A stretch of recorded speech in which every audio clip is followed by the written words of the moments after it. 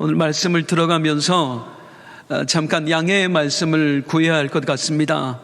제가 지난주에 금요 성령 터치 말씀을 전하면서 조금 아쉬움이 남았어요.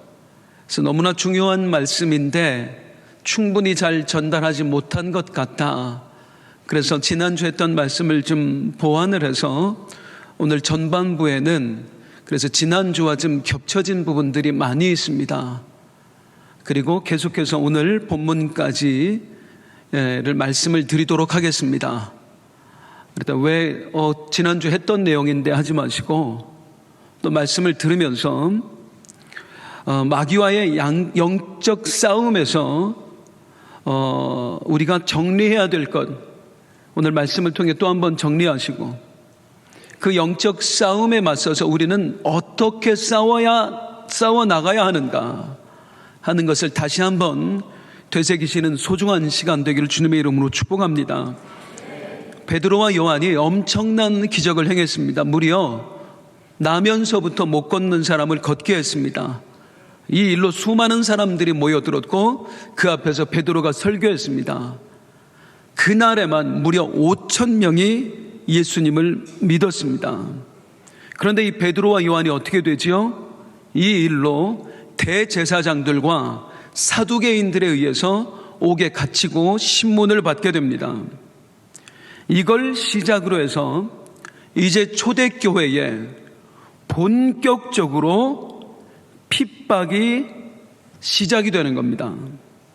스데반을 비롯해서 앞으로 수많은 사람들이 순교를 당하게 됩니다. 우리가 바울의 이야기를 듣기도 하지만 당시의 복음 전도자들 정말 많은 고난과 핍박을 당했습니다. 핍박의 정도는요, 약해지는 게 아니라 점점점 더 강해집니다. 어느 정도로 강해집니까? 우리 많이 들어봤죠. 예수 믿는 사람들 당시에 어떻게 죽였어요? 원형 경기장에서 사자의 밥이 되게 했어요. 사실은 이 정도만 해도 너무나 핍박의 정도가 강하다고 하겠지만 당시 문헌에 보면 핍박의 정도는 더 심했습니다.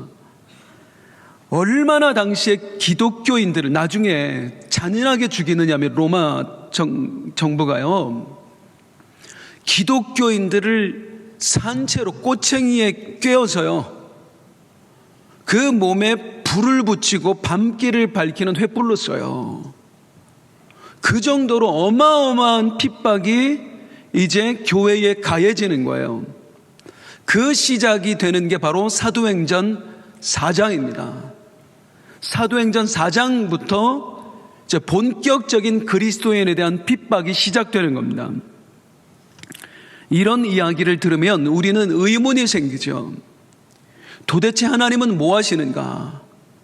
하나님의 사람들이 이렇게 핍박을 당하는 동안, 열심히 복음 전하기 위해서 애쓰는 사람들이 이런 고통을 당하는 동안 도대체 하나님은 뭐 하시는가 하는 의문이 생길 수밖에 없습니다.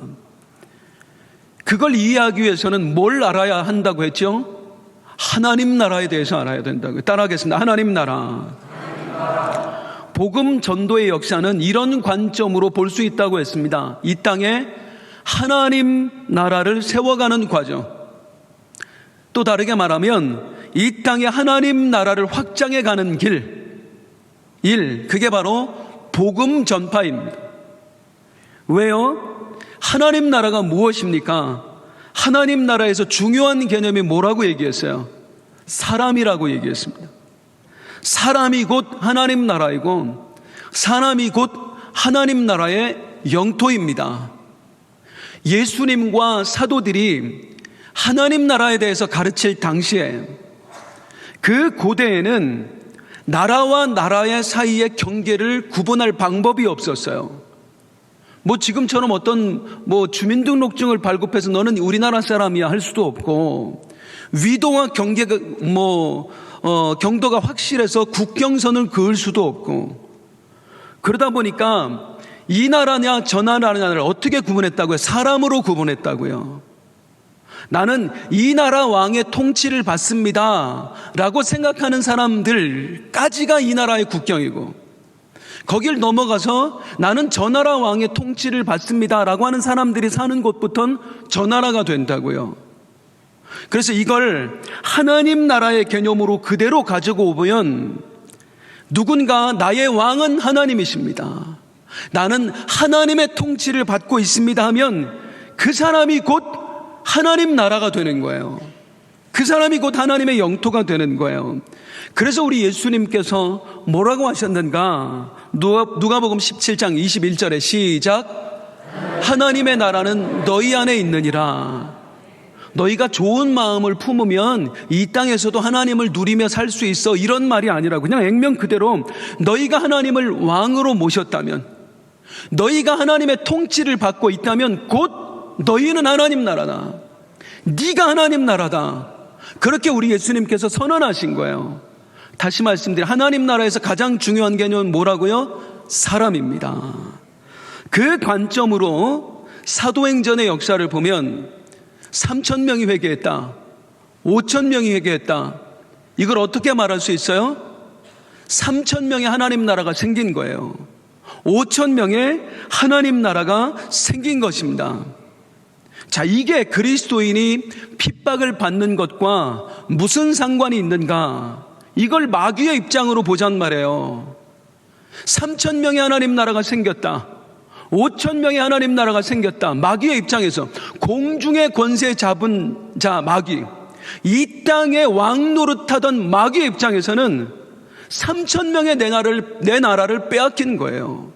5,000명이나 되는 내 나라를 빼앗긴 거예요. 그러니 마귀가 가만히 있을 수가 없는 거예요. 발악을 합니다. 그냥 발광을 하는 거예요.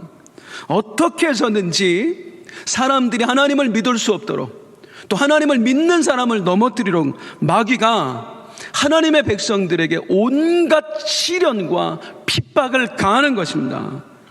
그게 우리 예수 믿는 사람들에게, 하나님의 나라가 된 사람들에게 고난과 핍박이 끊이질 않는 이유인 겁니다. 다 중요한 건 마귀가 하나님의 사람들을 핍박할 때, 우리 하나님께서 당신의 일을 이루실 때 어떻게 하시죠? 혼자 하셔도 되지만 사람을 써서 일하십니다. 마귀도 같은 방법을 동원합니다. 마귀도 악한 역사를 할 때에 자기의 사람들을 사용하는 거예요. 자, 아벨을 죽이려고 누구를 썼지요? 가인을 썼습니다. 도구로 썼어요. 다윗을 죽이기 위해서 사울 왕을 도구로 썼습니다. 엘리야를 죽이기 위해서 아합 왕과 이세벨을 도구로 썼습니다. 하나님이 일하시는 방법과 거의 흡사하단 말이에요. 마귀는 하나님을 흉내내니까요. 그래서 사람들을 핍박할 때에, 하나님의 사람들을 핍박할 때 마귀는 자신의 사람들을 도구로 이용을 합니다. 그러면 오늘 본문에서 마귀의 도구가 된 사람들이 누구였어요? 바로 대제사장들과 사두개인들입니다. 그 당시에 대제사장들은 사두개파에서만 나왔으니까 통칭해서 그냥 사두개인이라고 해도 됩니다. 이 사두개인들이 어떻게 해요? 베드로와 요한을 옥에 가두는 겁니다. 이 땅에 하나님 나라가 세워지는 것을 앞장서서 지금 방해하고 있는 거예요. 이게 얼마나 불행하냐면, 사두개인들은 지금 이거 사명을 갖고 하는 일입니다. 하나님의 성전과 하나님의 교리를 지켜내기 위해서 지킨다고 생각하고 지금 베드로와 요한을 옥에 가둔 거예요. 그런데 결과적으로 지금 이 일이 무엇이 된 거예요? 내가 마귀의 주구 노릇, 마귀의 개 노릇을 하게 된 것입니다.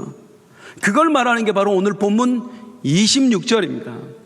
나중에 하나님의 사람들이 성령에 충만하여져서 기도하면서 이렇게 말을 합니다. 시작. 세상에 군왕들이 나서며 관리들이 함께 모여 그의 그리스도를 대적하도다. 그리스도를 대적하는 관리들에 대해서 말하죠. 이 사람들이 누구였다는 거예요? 바로 사두개인들이었던 겁니다. 이 사두개인들이 그리스도의 대적자, 하나님 나라의 대적자 노릇을 하고 있단 말이에요.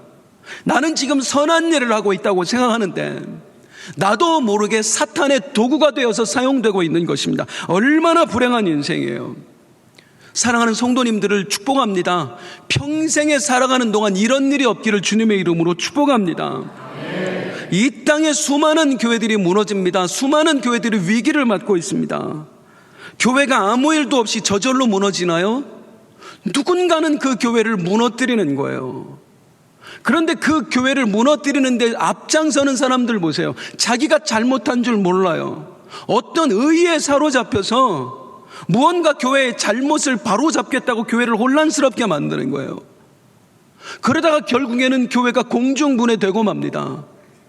하나님의 일을 했으면, 하나님께 쓰임받았으면 교회가 살아나야죠.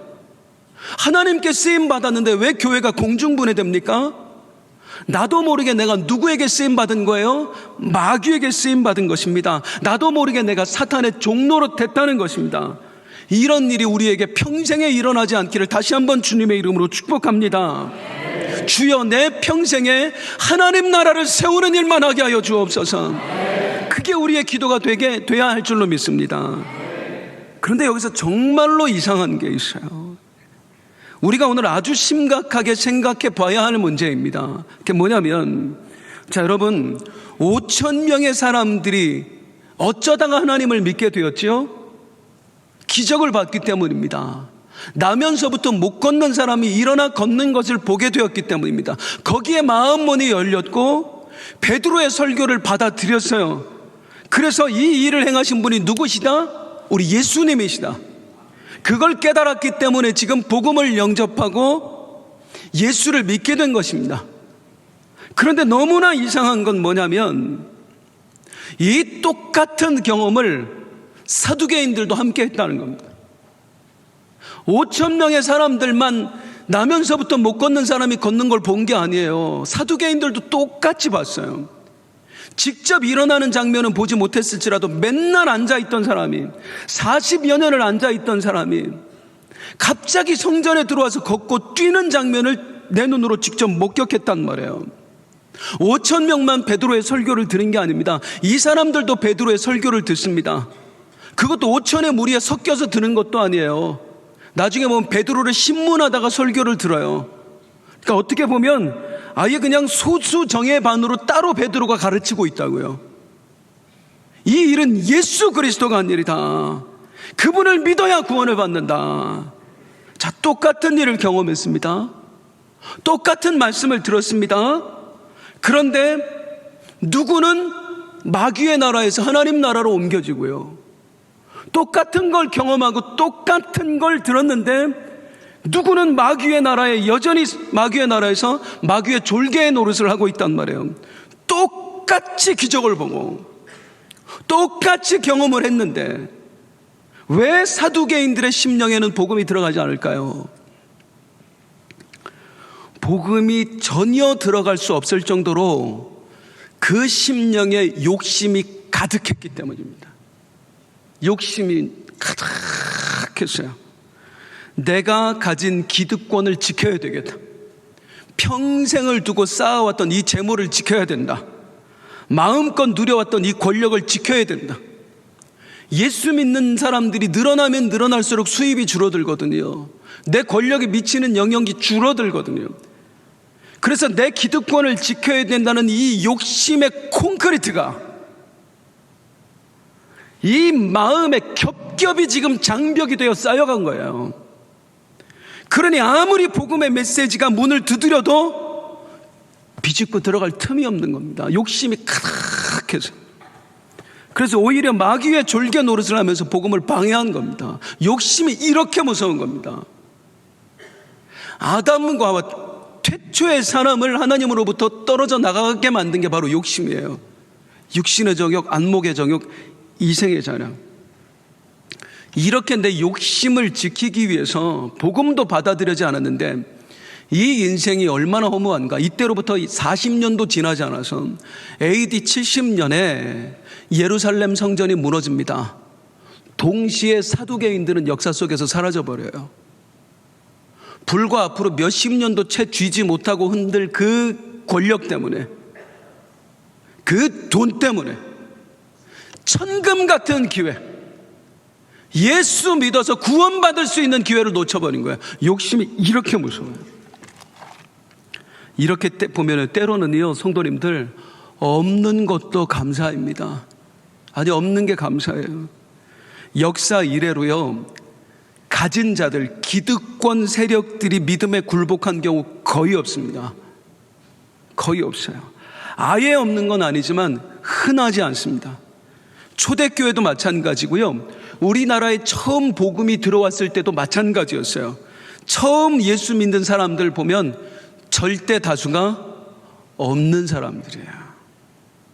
가난하고 힘없고 병든 사람들. 우리나라도 보면 뭐 종들, 여자들, 병자들, 뭐 나병 환자들, 그런 사람들이 가장 먼저 예수 복음 영접했어요. 사람은 너무나 완악해서요, 결핍을 느끼지 않으면 절대로 하나님께 굴복하지 않습니다. 결핍이 있어야만 하나님께 찾아요. 돈이 없든지, 건강이 없든지, 힘이 없든지, 평안이 없든지, 아니면 사는 낙이 없든지, 무언가 하나 결핍을 느껴야지만 사람은 하나님을 찾게 되어 있어요. 그래서 우리 하나님께서 당신의 사람들을 부르실 때에, 마귀의 종로를 타고 있는 사람을 당신의 나라로 부르실 때에 이 방법을 정말 자주 쓰십니다. 어떤 방법이에요? 우리로 하여금 소망 없는 인생이 되게 만들어요. 멀리 멀리 갔더니 처량하고 고나여 슬프고 또 외로워. 주님, 나 좀 도와주세요. 나 좀 살려주세요. 그래서 때로는 성도님들, 잃어버린 게 감사입니다. 우리 어쩌면 그래서 다 예수 믿은 사람들 아니에요? 예수 믿을 때뿐만 아니라 믿고 나서도 마찬가지예요. 사람들요, 결핍이 없으면, 부족한 게 없으면 이상하게 하나님에게 자꾸 멀어져요. 자꾸 세상으로 가요. 그래서 우리를 너무나 사랑하시는 하나님께서 끊임없이 우리의 삶에 결핍을 허락하세요. 무언가 뻥 뚫려져 있는 부분을 우리에게 주시는 거예요. 너 나한테 붙어 있어야 돼. 나한테 있어야 돼. 그게 축복인 줄로 믿습니다. 자, 이제 계속해서 이 대적자들의 공격을 조금 더 이제 자세히 들여다보도록 하겠습니다. 이 대적자들이 베드로와 요한을 가운데 두고 이제 삥 둘러서요, 본격적인 신문을 가합니다. 뭐라고 말하냐? 7절 같이 한번 읽겠습니다. 시작. 사도들을 가운데 세우고 묻되 너희가 무슨 권세와 누구의 이름으로 이 일을 행하였느냐? 삥 둘러서 일단 숫자로 딱 겁을 주는 거예요. 위협을 가하는 겁니다. 그러면서 묻습니다. 너희가 누구의 이름으로 이 일을 행하였느냐? 자, 지금 만약에 이 질문에 베드로와 요한의 입에서 예수님이라는 대답이 나오는 순간 저들이 지금 올무에 걸려드는 거예요. 낚싯바늘에 탁 무는 겁니다. 예수님과 함께 반역자로 몰릴 수가 있는 거예요. 이 당시 예수님은 공식적으로 로마 정권에 의해서 반역자로 처단받은 사람이 예수님입니다. 그러니까 그 예수님을 입에 올리는 순간 베드로와 요도 같이 반역자로 몰릴 수 있는 그런 상황이란 말이에요. 그렇기 때문에 이 사두개인들은 질문은 이렇게 하지만 설마 이들이 예수의 이름을 말할까라고 생각을 했어요. 말하지 못할 거라고 생각했습니다. 그런데 이때 베드로가 뭐라고 대답하느냐면 10절입니다. 얼마나 멋진가 한번 보세요. 시작. 너희와 모든 이스라엘 백성들은 알라. 너희가 십자가에 못 박고 하나님이 죽은 자 가운데서 살리신 나사렛 예수 그리스도의 이름으로 이 사람이 건강하게 되어 너희 앞에 섰느니라. 할렐루야. 그냥 예수도 아니에요. 너희가 죽였고 하나님이 살리신 그 예수님께서 이 일을 행하셨다. 얼마나 멋집니까? 이 베드로의 담대함이 어디서 나왔어요? 두 가지. 하나는 성령 충만, 또 하나는 예수님에 대한 확실한 믿음. 무려 예수님의 부활을 봤잖아요. 예수님의 승천을 목격했잖아요. 어떻게 안 믿을 수가 있어요? 때로는 우리의 삶에 체험도 필요한 것 같아요. 그래서 하나님이 고난도 주시지만 그 고난 속에서 우리에게 체험도 주세요. 고난은 다른 한편으로 보면 체험의 기회입니다. 그냥 귀로만 듣던 하나님, 눈으로만 읽었던 하나님은 내 삶에 체험할 수 있는 기회가 고난을 통해서 오는 거예요. 하나님, 이거 어찌합니까? 너무나 힘이 듭니다. 해결하여 주옵소서. 도저히 풀리지 않을 것 같은 문제가 풀려지는 거예요. 그때 우리의 그 체험을 통해서 믿음이 더해집니다. 그래서 또한 하나님이 허락하시는 고난은 축복입니다. 그런데 여기 보면 참 감동적인 내용이 있어요. 지난주에도 말씀드렸지만 지금 베드로가 예수 그리스도의 이름으로 했다고 선포하고 있는 이곳이 어디예요? 불과 두어 달 전에 베드로가 예수님을 부인했던 바로 그 장소입니다. 당신도 예수와 함께 있었죠? 내가 무슨 예수랑 함께 있냐고. 저주까지 하면서 3번이나 예수님을 부인했던 바로 그 장소예요. 그 장소에서 베드로가 목숨 걸고 나는 예수 이름으로 이 일을 행했다. 얼마나 감사한지.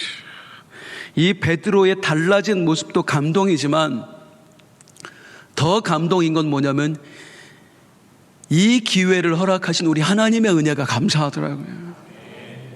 실패를 만회할 기회를 주시는 거예요.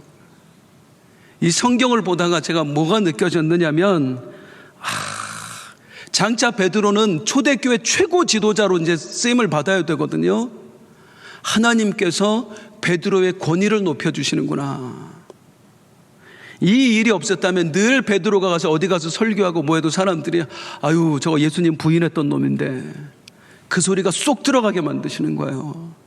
우리 하나님 정말로 세밀하신 하나님, 그냥 쓰시지 않습니다. 흠까지 다 제거해 주십니다. 그 하나님이 바로 내 하나님이신 줄로 믿습니다. 베드로가 계속해서 외치는데 외침을 한번 보세요. 12절, 그냥 예수가 했다고만 하지 않아요. 시작. 다른 이로서는 구원을 받을 수 없나니 천하 사람 중에 구원을 받을 만한 다른 이름을 우리에게 주신 일이 없음이라 하였더라. 할렐루야. 예수만이 구원자다. 죽어도 좋은 겁니다. 죽어도 좋은 거예요. 그러자 지금까지 막 이게 기세 등등하던 이 대적자들이 갑자기 꼬리를 말아요. 성경에 보면은 뭐 이런 내용이에요. 얘 왜 이렇게 말을 잘해? 이거 못 배운 놈이라고 하지 않았나? 이거 수사도 모르는 놈인데 무슨 설교를 이렇게 잘하냐? 왜 이렇게 설득력이 있냐? 그리고 이제 저들 이 대적자들을 더 할 말 없게 만드는 건 뭐냐면 베드로 옆에 나은 사람이 꼭 붙어 있는 거예요. 자, 14절 시작. 또 병 나은 사람이 그들과 함께 서 있는 것을 보고 비난할 말이 없는. 아니, 증거물이 있는데, 예수 권세의 증거물이 있는데 무슨 할 말이 있겠어요?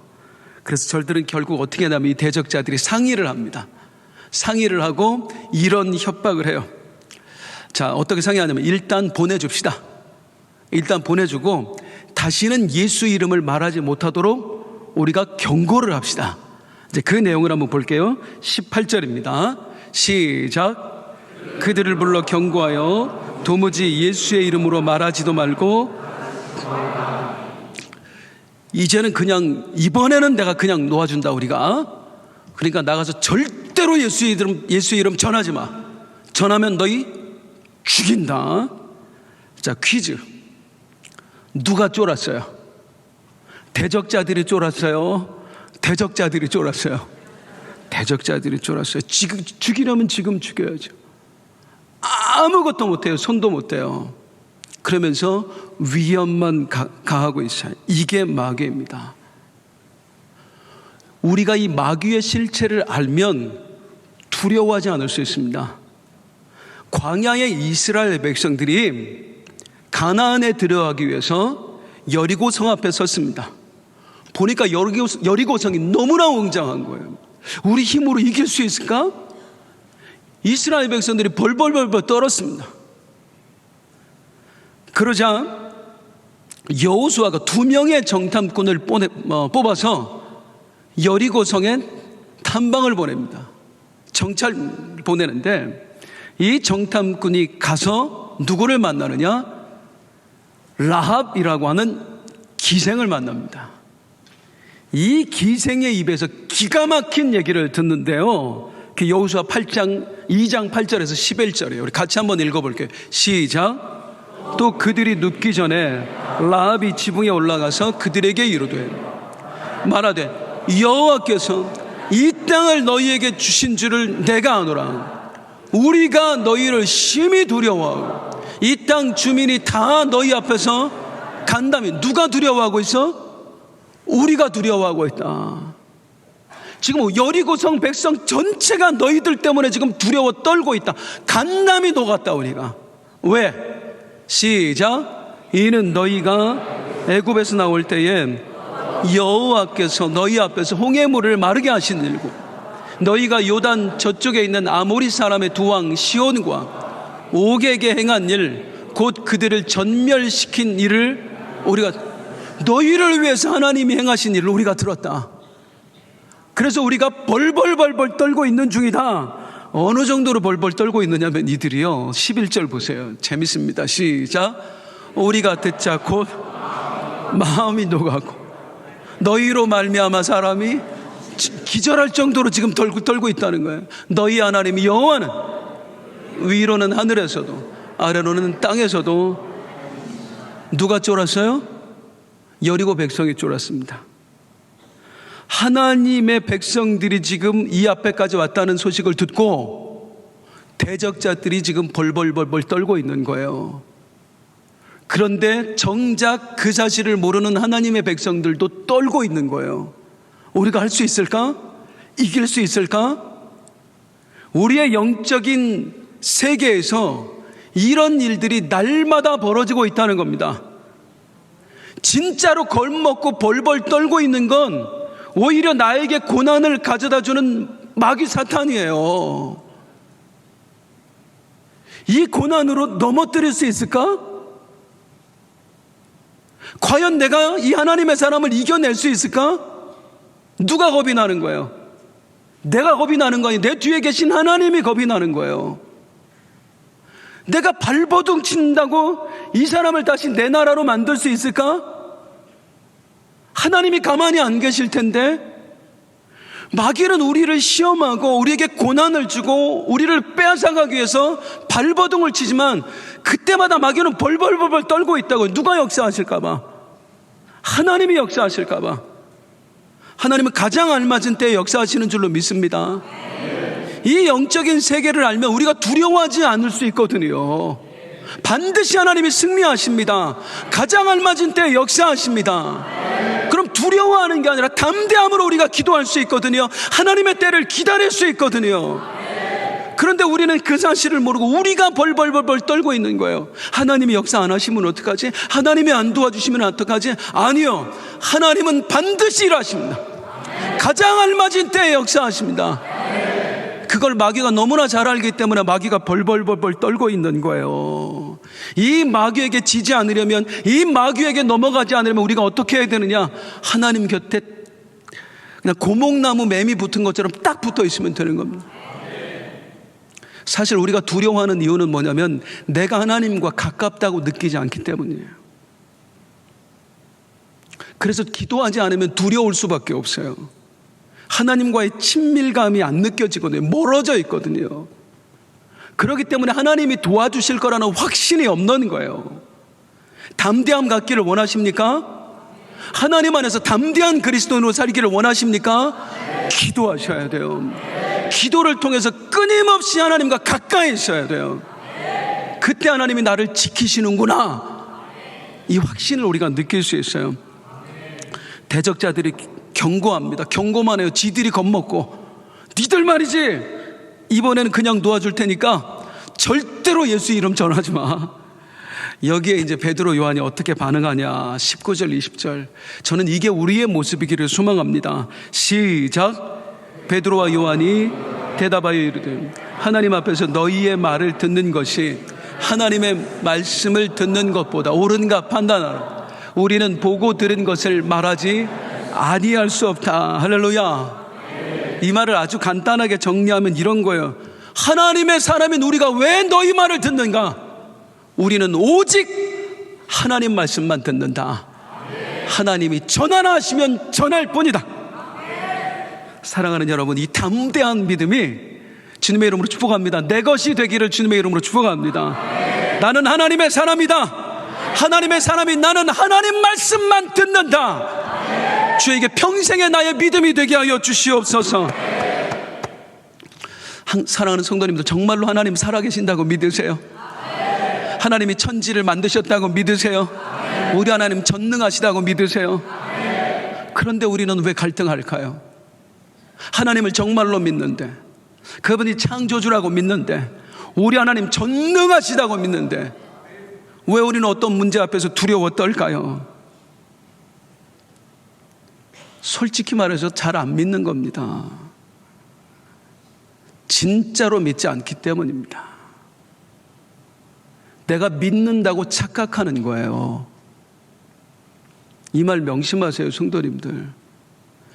창조주라고 믿으면 하나님의 말씀에 따라야죠. 하나님이 감동을 주셨는데 이거 해도 될까? 나한테 손해가 되지 않을까? 이러다가 더 어려워지면 어떻게 하지? 안 믿는 거예요? 안 믿는 거예요? 안 믿는 거예요. 우리는 믿음이 없는데, 믿음이 약한데 내가 믿음이 있다고 착각하면서 살아요. 정말로 믿으면 역사가 일어납니다. 정말로 믿으면. 제가 언젠가도 이야기 해드렸지만 저는 그분의 이야기를 평생 잊을 수가 없어요. 제가 중국 병원에 갔을 때 그 원장님이요, 그 병원에는 한국인 환자들이 참 많이 갔었습니다. 근데 제가 갔을 당시에 거기 있던 자매 하나가 떠나가고는 그 큰 병원에 환자가 저 하나밖에 없었어요. 사드 문제로 인해서 한국 사람들이 저 온 이후로 아무도 못 들어왔어요. 환자가 저 하나인 거예요. 그러니까 병원이 얼마나 힘들고 어려웠겠어요. 아무도 환자가 없으니까. 월급은 계속 나가고 운영비는 나가는데, 예배는 이제 같이 드리니까 어느 날 예배 드렸는데 원장님 나와서 광고한다고 그러더니 여러분 큰일 났습니다. 환자가 한 명밖에 없습니다. 저 앉아 있었거든요, 거기에. 그냥 제가 죄 지은 것 같은 거예요. 저 없을 때나 얘기하지. 병원이 너무 어렵다고. 저보고 잠깐 목사님 좀 나가 계시라고, 우리끼리 할 말 있다고. 그럼 환자 한 명밖에 없다는 얘기 나가고 나서 하면 되지. 저를 내보내고 자기들끼리 무슨 얘기를 하더니 갑자기 나와서 병원 직원들 수십 명이 여기저기 가서요, 핸드폰으로 전화하고 있더라고요. 여기저기 막 전화하고 있어요. 그래서 지금 무슨 전화하냐, 솔직히 얘기하면 얼핏 생각에 돈 빌리려고 전화하나? 그럴 수 있잖아요. 물어봤더니 원장님 뭐라고 하더냐. 원장님 딱 나와서 하느냐. 병원이 너무 어렵습니다. 여러분, 우리가 처음 병원을 세웠을 때 다 예수 믿는 사람들이었거든요. 이렇게 하나님께 서원했습니다. 하나님 복 주세요. 복 주시면 우리가 돈 없는 사람, 돈 없어서 치료받는 사람 데려다가 다 무료로 치료해 주겠습니다. 그러니까 우리에게 복 주세요라고 기도했습니다. 그런데 여러분, 병원이 더 어려워졌습니다. 어떻게 할까요? 그때 원장님 했던 말이, 우리 뒤집읍시다. 반대로 합시다. 돈 없어서 치료받는 사람 먼저 데려다가 치료해 줍시다. 그리고 하나님 역사하시게 만듭시다. 수십 명이 나가서 전화를 하는 거예요. 자기 고향에. 중국 전역에서 온 사람들이거든요. 며칠 있다가 오는데요. 이게 죄송합니다, 이런 표현이, 진짜 거지꼴한 사람들만 오더라고요. 중국 무슨 산골에서 저렇게 요즘도 저런 옷을 입나 하는 사람들, 그런 행색으로 한 사람들이 환자들 오는데 다 불치병 환자들이에요. 제가 그 병원을 떠나는 동안이요, 그분들을 무료로 치료해 주는 거예요. 전체 병원 꽉 찼어요. 무료 환자들로. 돈 없는 빚더미에 있는 병원이 그 환자들 치료해 나가는 거예요. 몇 달 있다 들은 소식, 병원 정상화가 되었고, 또 몇 년 있다 들은 소식, 청도에다가 병원 하나 더 짓고 있다고. 이게 하나님의 역사입니다. 이 담대함이 어디서 나와요? 진짜 믿는 사람은 담대해요. 진짜 믿는 사람들은. 우리는 늘 스스로에게 물어야 돼요. 나는 믿는데 왜 어려움이 생기나가 아니라 내가 정말로 믿고 있는가? 하나님께서 이 어려움을 통해서 나를 확인하는 건 아닐까? 내가 그동안 믿고 있다고 착각한 것은 아닐까? 그리고 만약에 믿음이 없다는 것이 확인되면 하나님께 간구하시면 되는 거예요. 주여, 나의 믿음 없는 것을 도와주시옵소서. 그런데 끝까지 믿음 있는 척 위선을 떨면 아무 일도 일어나지 않는 거예요. 있는 그대로 내 모습을 드러내야 합니다. 주여, 내가 믿습니다. 역사하여 주옵소서. 주여, 안 믿어집니다. 나에게 믿음을 주옵소서. 그럴 때 주님 일하실 줄로 믿습니다. 자, 베드로와 요한이 강력하게 외칩니다. 그 위협하는, 나는 하나님 말씀만 듣는다. 하나님이 전하라 하시면 나는 전할 것이다. 결과 어떻게 돼요? 풀려나요. 마귀 꼼짝도 못합니다.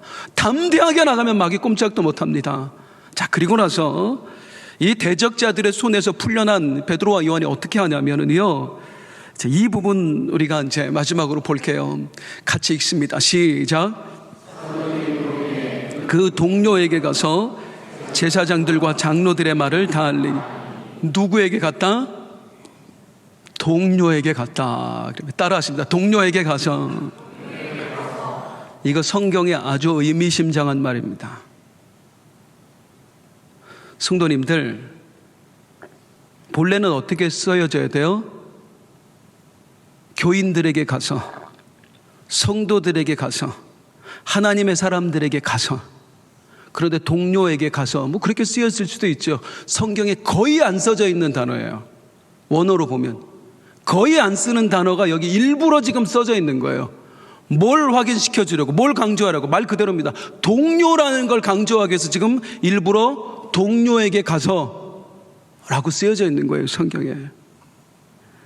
성경은요, 베드로와 요한을 비롯한 사도들, 그리고 그들이 전한 복음을 듣고 예수님을 믿게 된 수만 명의 초대교회 성도들, 이들 모두를 동료다, 이렇게 선언하고 있는 겁니다.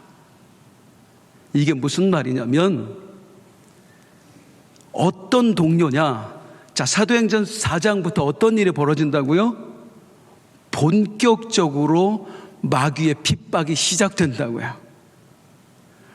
그때 하나님께서는 핍박이 시작되는 그 순간에 이들을 뭐라고 불러요? 너희가 동료다. 그냥 그리스도인이다, 그냥 교인이다, 그냥 성도다가 아니라 너희는 동료다. 앞으로 모진 핍박 속에서 누군가는 죽어야 하고, 누군가는 사자밥이 되어야 되고, 누군가는 꼬챙이에 찔려서 횃불이 되어 죽어가야 되고, 누군가는 십자가에 달려 죽어야 되고, 그 모진 핍박이 앞으로 가해질 텐데, 너희 수만 명의 사람들을 나는 그 대적들과 함께 싸워나갈 동료로 모았다. 이게 우리 하나님의 선언인 거예요. 그러니까 하나님 눈에는 이 사람들이 뭐냐면, 하나님은 아시잖아요. 장차 이들이 핍박받을 거, 그 모진 시련들 가운데서 죽어갈 건 하나님은 다 아시거든요. 그런 속에서 우리 하나님께서는요, 너는 천국 백성이야, 너는 예배자야, 너는 내 사람이야 라고만 말하는 게 아니라 너희들 동료야. 그 모진 핍박 속에서 잊지 마. 너희는 함께 싸워나가야 돼. 함께 이겨나가야 돼. 너희들 동료야 라고 그렇게 말하는 거예요. 그리고 이 동료된 사람들이 첫 번째 보여준 모습이 뭐냐면요, 자, 베드로와 요한이 와서 이제 얘기해요. 자기가 당한 일들, 우리가 갇혔었다, 그리고 핍박과 회유를 당했다. 여러분, 대적자들이 말합니다. 이제 너희들 놓아줄 테니까 다시는 예수 이름 전하지 마라. 만약에 그러면 죽일 거야, 이렇게 말합디다 라고 하니까, 그 말을 들은 이 동료들 어떻게 하는지 한번 보실까요? 어떻게 소리 높여서 기도를 하기 시작을 하는데요. 퀴즈, 어떤 기도했을까요? 하나님, 큰일 났습니다. 이제 저들이 우리를 죽인다고 합니다. 어떻게 하면 좋지요? 하나님, 뭐 좀 도와주세요. 우리 좀 살려주세요. 그런 기도했을까요?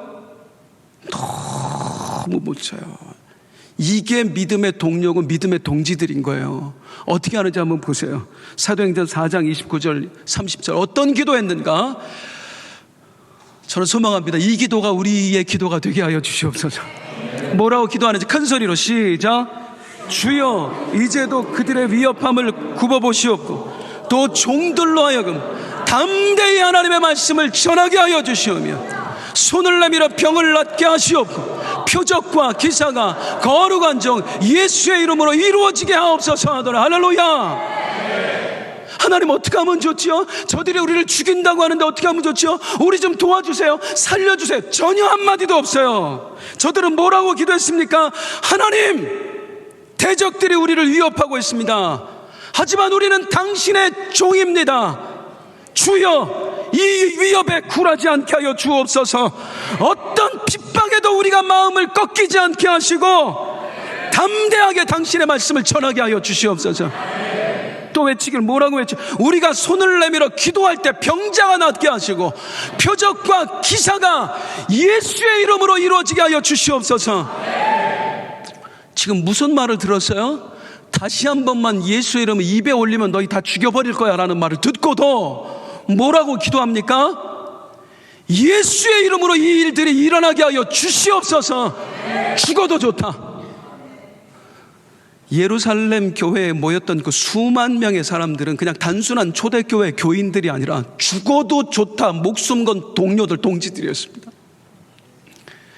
이 위대한 역사, 우리 하나님께서는 마귀의 역사, 마귀의 박해가 본격적으로 시작할 때에 우리 하나님은 무엇을 준비하시냐면 그 마귀와 대적할 동지들을 하나로 꽁꽁 묶어 놓으시는 거예요. 그리고 이들과 함께 하나님께서 싸워나가시는 겁니다. 얼마나 많은 핍박이 있었어요. 단 한 번도 그리스도인들 무릎 꿇지 않았습니다.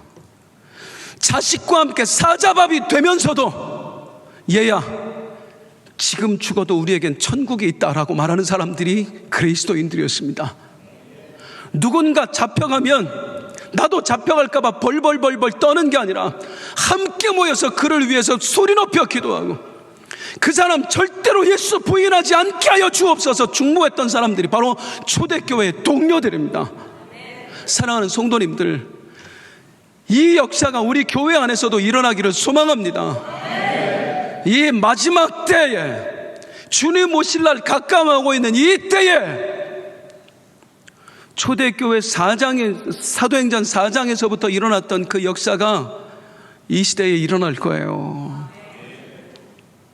마귀는 잠잠하지 않습니다. 더 발악하게 될 것입니다.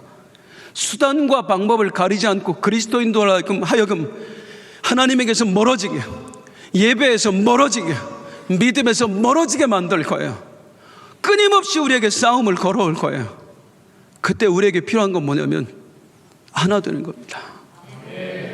우리 모두가 믿음의 동료가 되는 것이고, 우리 모두가 기도의 동료가 되는 것이고, 우리 모두가 복음의 동료가 되어서 우리의 대적자인 마귀와 함께 싸워 나가는 것입니다. 아무리 힘들고 어려워도 다시 한번 주님의 이름으로 축복합니다. 힘들고 어려워도 성도님들 하나님을 향한 원망의 소리 그치기를 주님의 이름으로 축복합니다. 원망하면 해결책 없어요. 원망하면 해결책 없어요. 대부분의 시련과 핍박은 마귀가 가져다 주는 거예요. 우리를 넘어뜨리기 위해서, 우리를 하나님에게서 떨어져 나가기 위해서 마귀가 가져다 주는 거예요. 그런데 어리석은 그리스도인들이 엉뚱하게 하나님을 원망하고 있다고, 왜 나에게 시련을 주시느냐고. 아니에요. 물론 하나님도 시련을 주십니다. 그런데 하나님이 주시는 시련은 우리를 연단하는 것이고, 우리에게 믿음을 주시기 위한 것이고, 오히려 우리에게 축복을 주시기 위한 거예요. 마귀는 우리를 넘어뜨리려고 핍박을 하지만 하나님은 우리를 살리려고 시련을 허락하신다고요. 원망할 일이 없는 거예요.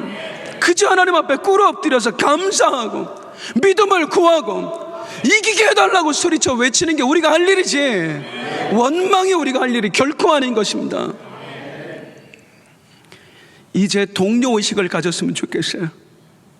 함께 싸워나갔으면 좋겠어요. 누군가 믿음에서 흔들릴 때 저 사람 왜 저 모양이가 아니라 왜 저 모양이야 하고 손가락질 하는 게 아니라 내 동료로 보시라고요. 그리고 꿇어 엎드려 기도해 주세요.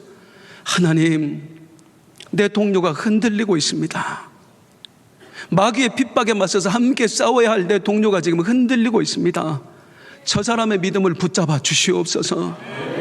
하나님, 너무나 힘들어서 저가 하나님 나라를 떠날까 염려됩니다. 저의 삶을 축복하여 주시옵소서.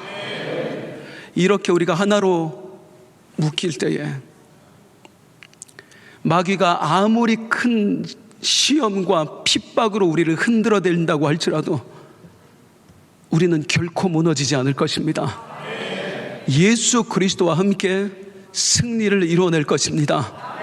주여, 그 믿음이, 그 깨달음이 오늘 기도할 때 다시 한번 일어나게 하여 주시옵소서. 우리 함께 일어나서 찬송합니다. 주님 뜻대로 살기로 했네.